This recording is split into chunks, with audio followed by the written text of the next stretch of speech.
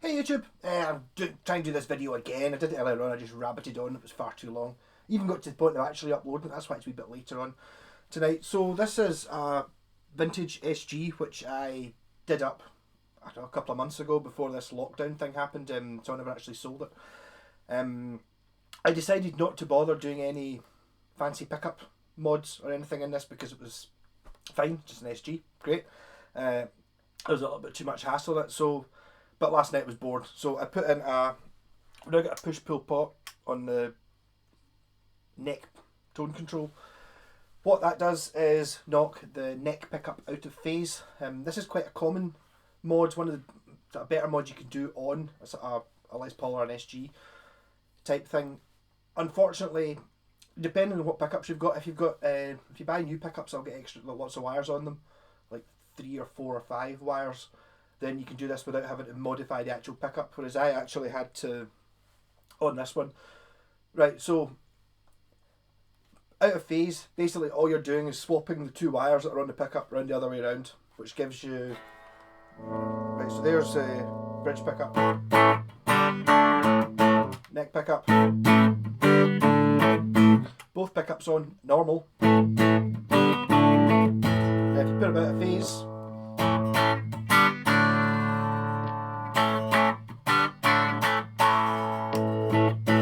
in phase, out of phase, which gives you a sort of almost, I tend to think it was sounding quite sort of single coily. Good thing about doing this particular mod with a Les Paul and SG with the 4 knobs on it, you can change it quite a lot by lowering the volume control on one of them. Kind of depends how out of phase it goes. It's actually more effective, I think, if I've got distortion on.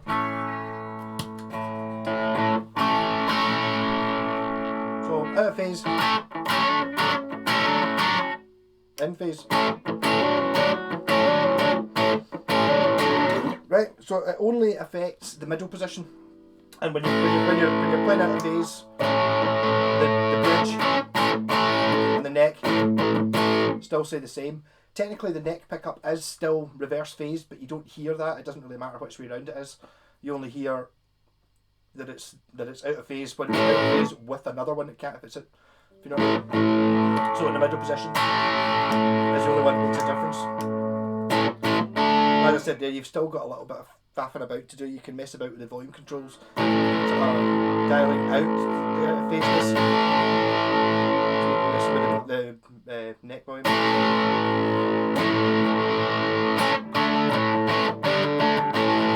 Yeah, so I'm doing better already. I'm only 3 minutes in.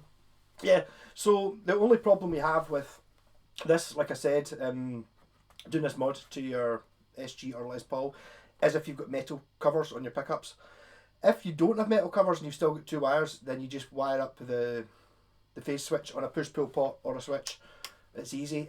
One of the things you've got to watch out for, which I've noticed with this one, is if you see there, see how this knob's sitting a bit high.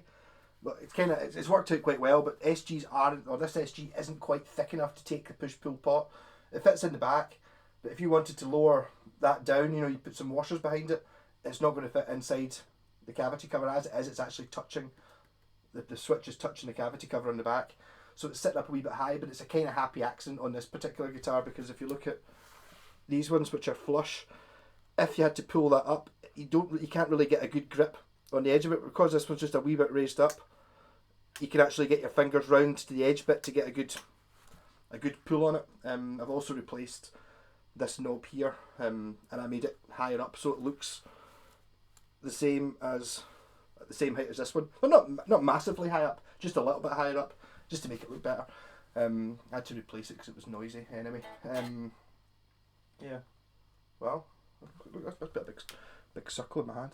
Right, yeah, so that's it. So yes, and so if you've got the cover on, the problem with the cover is that makes it, when you reverse the phase, it means you're putting the hot wire or the live wire is actually connected to the cover. So when you touch it, it'll make the same noise as when it's basically the same as when you touch the end of your lead. That's what happens. So what you have to do is you have to break the cover off.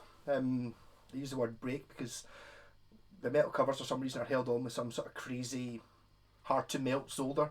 You need like a more hotter soldering iron than the one I've got to do that. So I had to angle grind off the solder. I dremeled off the solder to get in at it, and then I took off the two wires that are connected. One of them being the start of the coil, and one of them being the end of the pickup. So the start, the in and the out. The start is welded on, is soldered onto the base plate. So that's the earth problem. So you have to take that off the base plate and then add in a separate earth wire, so that when you flip it over, you can reverse the pickup without making keeping the cover shielded. Yeah. So I'll have a wee WC-DC just to get us.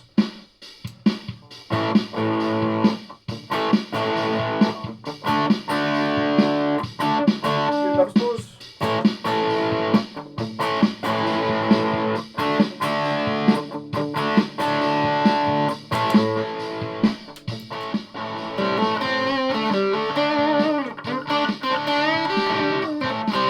So that's both pickups on as normal.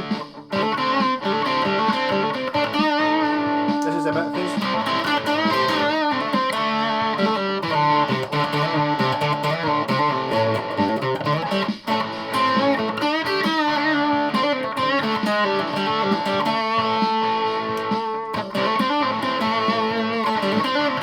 Ledger zone.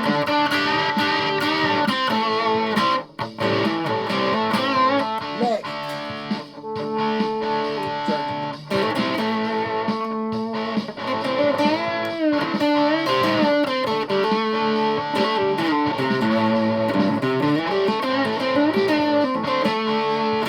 This is both of them as normal. This is in phase.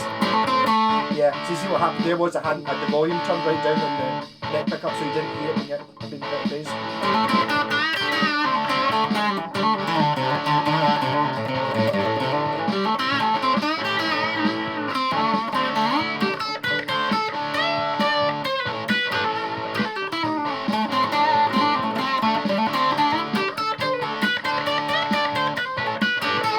Then in phase again.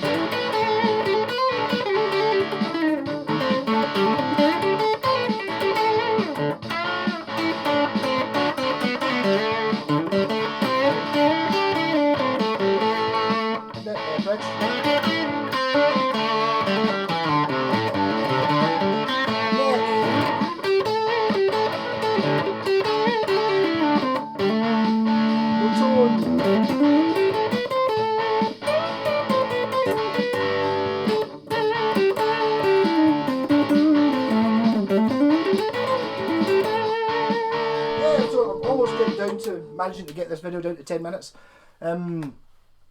Yeah, so it's not actually the super easiest mod to do, this one. If you've got uncovered pickups or your pickups have got an extra wire, I think it's not that bad. It's a little bit fidgety because on the back of the switch has got like 6 terminals on it. You want to cross the outside 2 terminals together, so you've got a wee bit of fidgety wiring. It's much harder to actually wire the pot than it is to wire a coil split.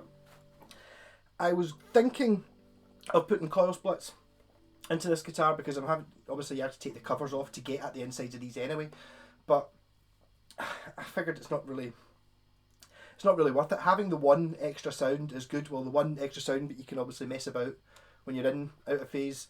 You get quite a lot of variance by changing the volumes and the tones. You get like infinite tones in there, which are a little bit different from.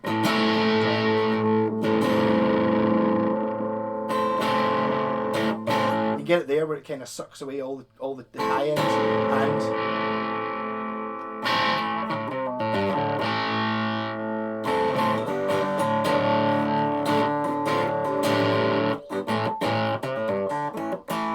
Yeah, so that'll do me.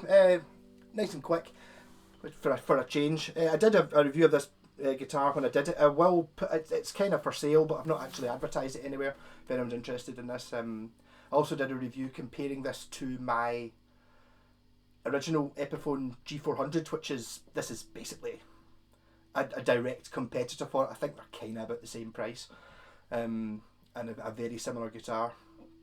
I think I ended up preferring the Epiphone one, but I can't really be very non-biased with that because the Epiphone was my first ever real guitar that I bought when I was like 18, or my 19th birthday, I think. So I've kind of, it's got sentimental values. I also put P90s in it, so it doesn't, in the video it doesn't sound the same as this. So if you're interested in a vintage SG, and also this mod, which I can do, it's a bit fidgety if you've got metal covers. It's not a cheap mod just purely down to time. It's not really that difficult, I suppose. It's just an awful lot more effort. If you've got uncovered pickups, it's just a case of putting the switch in, and then that's half as difficult as doing it when you've got to try and, you know, take the cover off and split the wires and all that nonsense. And one last thing, I've gone over. I'm up to 12 minutes now, but the reason I put that in the phase switch is because a lot of companies do that and call it a Peter Green switch, because Peter Green, apparently his neck pickup is backwards or wired the wrong way around, so it's kind of meant to. I can't play any Peter Green stuff. I mean, I love Oh Well, it's absolutely amazing, man of the world, fantastic, but the sort of bluesy, not really my thing. I do appreciate that the man's a genius, but he's not one of my heroes, not really. That's why instead I played a bit of a sort of AC/DC type jam, because this is, if you're going to play AC/DC, man, you got to have one of these, don't you? Really. Or Sabbath, or the Beatles. No, I love it. I love SGs. SGs are a funny one though, because I've only got one. Well, I've got my original Epiphone one, which I've kept for sentimental reasons, and I've got my Gibson one. I've never really seen any other ones that make me want to buy one. I do quite fancy one of the ones with one P90s in it. I'm not sure. And I think if I ever actually bought like a real vintage guitar, I would maybe buy like a late 60s SG Special, which is the one that Tony Iommi played for most of Sabbath. P90s in it. I quite fancy one of them. And they're not pure ridiculously expensive. They're still far more than I'd ever pay for a guitar, but they're not like 10 grand and 20 grand and 50 grand like like Les Pauls are. So I'd maybe get one of them in the future. It's really pretty much one of the only guitars I think I would of a sort of classic vintage that I would really go for, unless the price was right. Anyway, rock on, stay safe. No mention of politics. This video, I've been sort of, obviously with this lockdown, watching too much stuff on YouTube and stuff. I think try and keep my mind off it, keep everyone's mind off it. So this is just about guitars, not about politics. But Boris Johnson is a knob. It doesn't matter whether you're a supporter or not, he's a knob. Rock and roll.